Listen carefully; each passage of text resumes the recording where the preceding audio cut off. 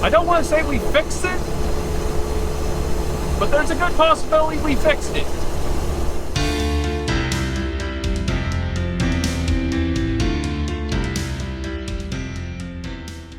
Hey everyone, I'm Grant. Welcome back to the channel. This is now probably the fourth intro for this video that I have tried to do, because over the course of the last couple of days, I have been fighting this engine getting too hot. I'm not sure what happened. When I installed the autometer gauges, it said I was getting too hot. At first I thought it was a faulty sensor. I got a replacement sensor, installed it. It told me the same thing. I did some digging. Both the resistance maps on both the sensors are accurate, which tells me my gauge is accurate. I thought it was the thermostat. My thermostat looked horrible. I replaced the thermostat. I tried getting a cooler thermostat. Couldn't get one here. So I put a 192 degree thermostat in it, and I also drilled a 1/8 inch hole in it. It's an old hot rodding trick. It allows water to keep flowing through, and it allows water to escape. On top of that, I also flushed my cooling system with a trick from one of my viewers, Ted, that he told me about, which worked brilliantly. Did all that, put it all back together, and it's still overheating. So, what I am now going to do is take the front end apart and take the water pump out. There is a possibility the impellers could be spinning on the shaft. So basically it has come loose. And, give me a second, I have a brand new water pump for a BEW TDI with a metal impeller. So maybe fourth time is a try and we can finally figure out what's going on with the cooling system, because I'm beginning to lose my mind on this one. Now, the nice thing about the way I have designed this entire build, to get to the water pump, all I have to do is tension the tensioner, remove the serpentine belt, remove the crankshaft pulley, and remove this lower cover. Once I do that, I need to get my Volkswagen timing tools out. I need to align the motor with the timing marks and put in all the locking pins so the engine cannot spin, at which point I can loosen the tensioner, remove this timing belt, and remove the water pump to see if that is the issue.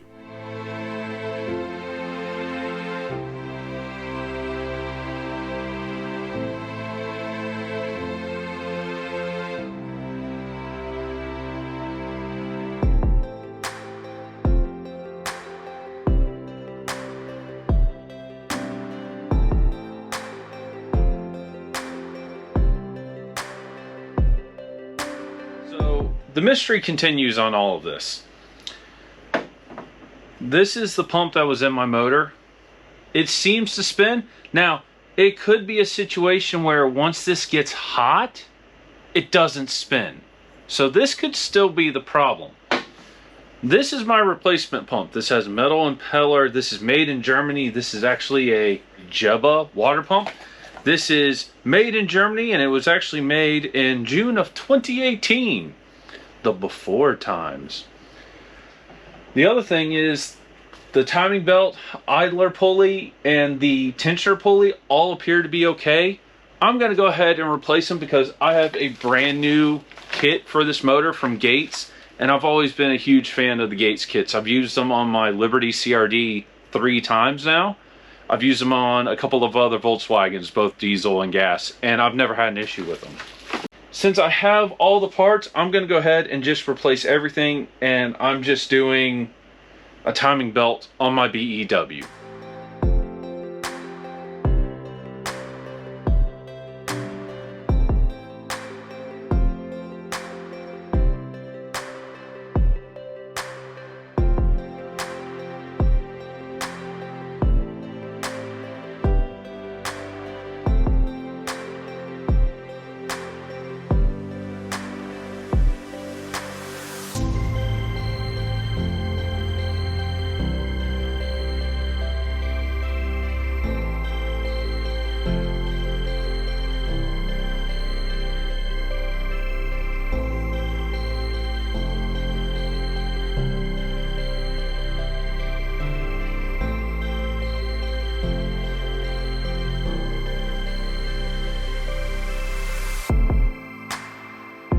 this is the fun part where I'm not going to put the serpentine belt back on it because I'm going to run it for such a little time. And the timing belt is what spins the water pump, which out of all the other accessories, that is the most important one other than the alternator. I'm not going to be needing the power steering for anything. I just want to turn on the engine and I want to see if I can see movement of the water either in my expansion tank or in my radiator.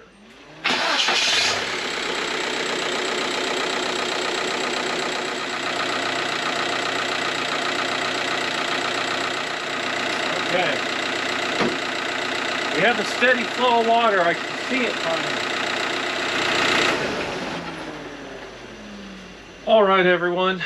That is all I'm going to do tonight. I can definitely see water flowing in my expansion tank. Though I think I am going to change one thing. I have a T right here. And I'm wondering if that might be causing me a minor issue. So I'm going to look into getting a Y piece instead of a T piece, so it flows better into the tank. It probably doesn't matter, but with as much as I've been fighting heat on this swap, it's worth it to just go ahead and replace that just to see if it works better. But it is really late. I think it's after midnight. So I'm going to wrap it up for the evening and I will come back to this tomorrow. See you then. All right, everyone, I am back. So I'm going to reassemble the motor so we can take this on a quick test drive. And to be truthful, I think it's a 50-50 chance if the water pump actually fixed my issue. I think it's going to end up being a combination of replacing the water pump, which we already have, and I think I actually need to go to a cooler thermostat as well. We won't know until we test, and today's a good day to test because it's really hot outside. So with all that said, I'm going to quickly reassemble this.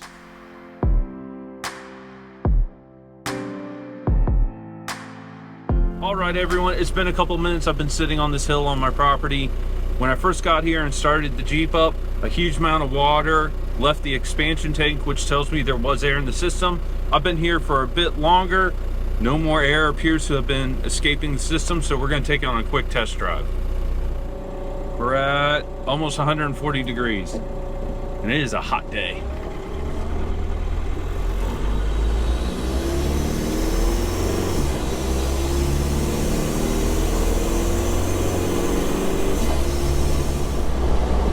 Alright, so this is weird. It's making way more boost than it used to. We're at 160 on the temps. EGTs are hovering around 700. Which is great. The whole rig feels different since I did the timing belt. It's producing boost, lower. It feels like it has more power, lower, with 90.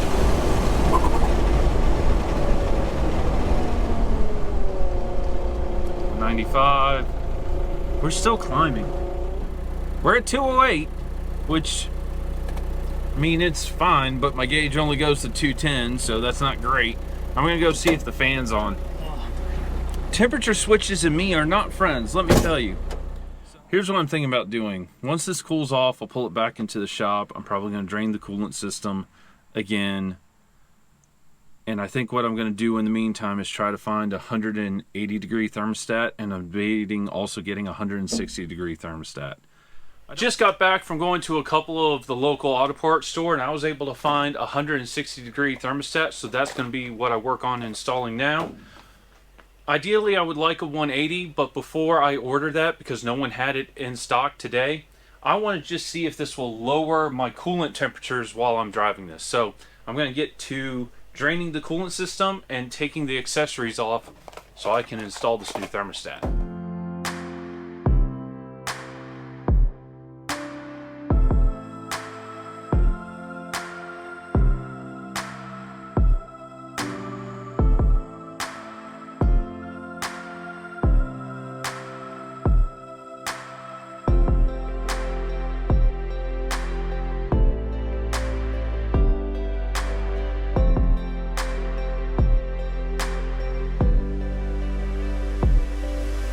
Here's where I'm currently at. Leaving the power steering pump attached to the accessory bracket saves so much time. Definitely going to be doing that in the future.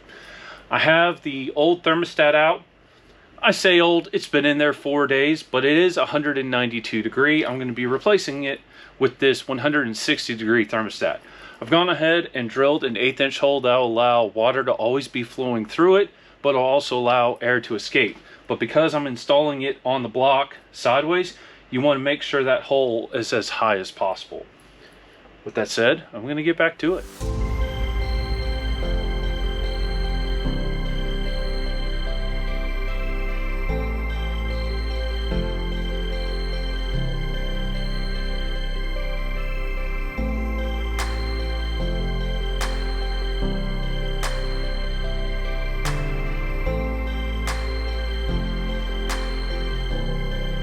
I've let it bleed air for a little bit. It doesn't seem to be doing anything else, so we're going to take this on a test drive up the road, and I'm going to be monitoring temperatures very closely.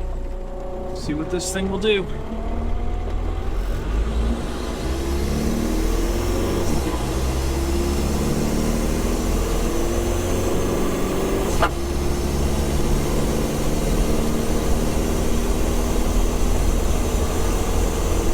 Hard throttle, we are making a ton of boost. Okay, we're at 175 and climbing. I don't have the fan plugged in at the moment. I did that for a reason. I want to see if at cruising speed, with no fan, this thing can cool itself. That's the whole point of this exercise. Back down to 170.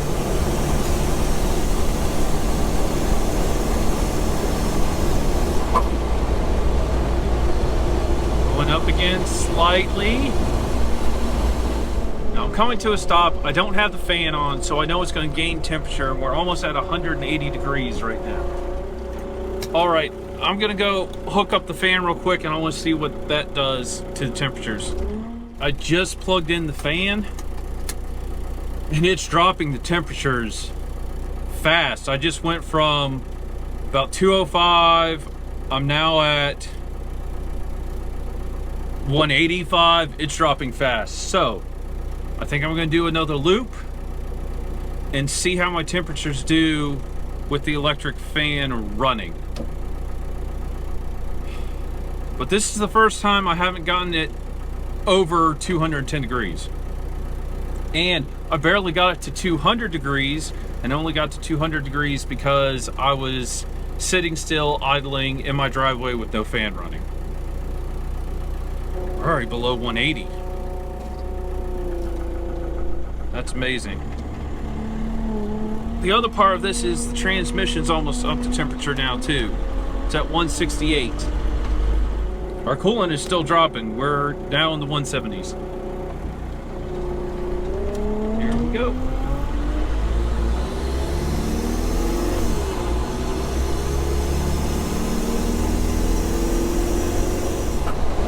Temperature has started rising again slightly. We're almost at 180. We're at 1800 RPM, 7 pounds of boost, 750 degrees on EGTs. And with the fan running, we're holding at about 178 degrees. The temperatures are holding so good, we're going for the longer loop. And I wonder if I need to always have the fan running, and then when it gets really hot, kick the fan into high speed. We haven't gone over 180 yet since I plugged in the fan. This is the hill that's going to produce a ton of heat, so let's see what it does.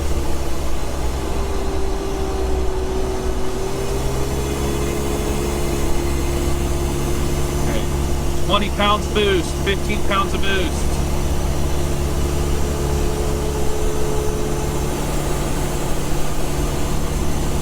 We're at 1,000 EGT. 185 on the transmission. 180 on the coolant. 900, what the?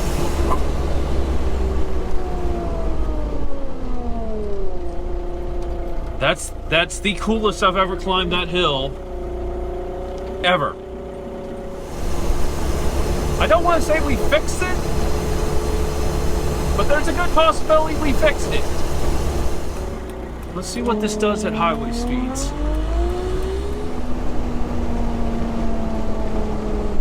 I've got to fix that power steering pump, but I have a fix for it. It just hasn't gotten here yet. Here we go.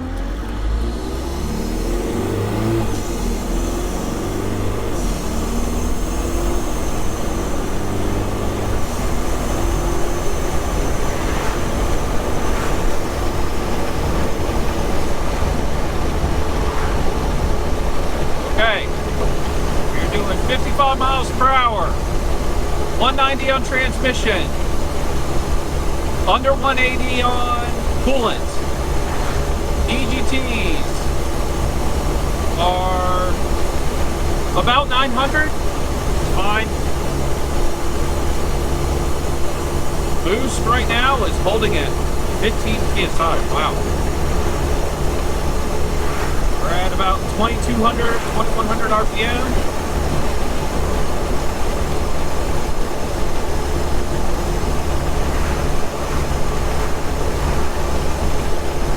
EGTs went down to about 825. We're at 181 on coolant, 190 on transmission.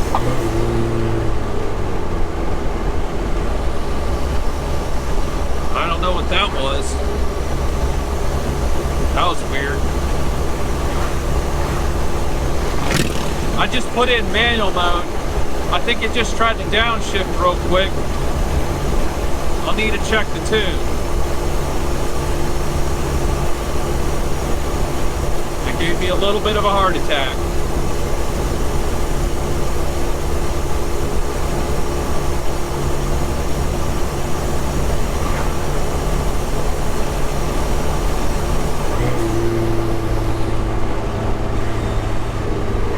Just went down to third.